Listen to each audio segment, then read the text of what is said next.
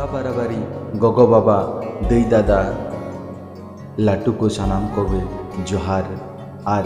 ᱠᱟᱹᱴᱤᱡ ᱠᱚᱫᱚ ᱫᱩᱞᱟᱹᱲ ᱪᱟᱞ ᱠᱟᱛᱮ ᱛᱤᱦᱤᱧ ᱞᱟᱹᱭ ᱥᱚᱫᱚᱨ ᱦᱩᱭᱩᱜ ᱠᱟᱱᱟ ᱡᱮ ᱫᱟᱨᱟᱭ ᱠᱟᱱ 8 ᱚᱠᱴᱳᱵᱚর রবিবার হিলোᱜ দুর্গাপুর রবীন্দ্র ভবন রে ᱢᱤᱫ ᱫᱤᱱ ᱞᱟᱹᱜᱤᱫ ᱯᱮᱭᱟ ᱥᱳ ᱛᱟᱞᱟ ᱛᱮᱵᱚᱱ ᱧᱮᱞ ᱧᱟᱢ ᱫᱟᱵᱚᱱ ᱥᱚᱨᱮᱥ ᱠᱷᱚᱱᱟᱜ ᱥᱚᱨᱮᱥ ᱥᱟᱱᱛᱟᱲᱤ ᱯᱷᱤᱞᱢ ᱥᱟᱠᱟᱢ ᱚᱲᱮ ᱦᱮᱸ ᱱᱚᱣᱟ ᱥᱤᱱᱮᱢᱟ ᱡᱟᱦᱟᱸ ᱞᱮᱠᱟ ᱧᱩᱛᱩᱢ ᱟᱹᱰᱤ ᱱᱟᱯᱟᱭᱟ ᱱᱚᱝᱠᱟ ᱜᱮ ᱟᱹᱰᱤ ᱱᱟᱯᱟᱭᱟ ᱱᱚᱣᱟ ᱥᱤᱱᱮᱢᱟ ᱨᱮᱭᱟᱝ ᱜᱟᱵᱮ ᱦᱚᱸ ᱥᱟᱱᱟᱢ ᱠᱚᱴᱷᱮᱡ ᱜᱮ ᱱᱮᱦᱚᱨ ᱛᱟᱦᱮᱱ ᱠᱟᱱᱟ ᱱᱚᱣᱟ ᱥᱤᱱᱮᱢᱟ ᱧᱮᱞ ᱫᱚ ᱟᱞᱚᱵᱚᱱ ᱦᱤᱲᱤᱧ ᱢᱟᱵᱚᱱ ᱫᱟᱨᱟᱭ ᱠᱟᱱ 8 ᱚᱠᱴᱳᱵᱚর রবিবার হিলোᱜ শো ᱨᱮᱭᱟᱝ ᱚᱠᱛᱚ ᱫᱚ ᱦᱩᱭᱩᱜ ᱠᱟᱱᱟ 11টা 1:30টা 4টা ᱯᱮᱭᱟ ᱥᱳ ᱵᱚᱱ ᱧᱮᱞ ᱧᱟᱢ ᱫᱟᱲᱮᱭᱟᱜ ᱠᱟᱱᱟ ᱵᱚᱱ ᱱᱚᱣᱟ ᱥᱤᱱᱮᱢᱟ ᱛᱟᱞᱟᱛᱮ ᱟᱭᱢᱟ ᱟᱹᱰᱤ ᱠᱤᱪᱷᱩ ᱟᱵᱚᱣᱟᱜ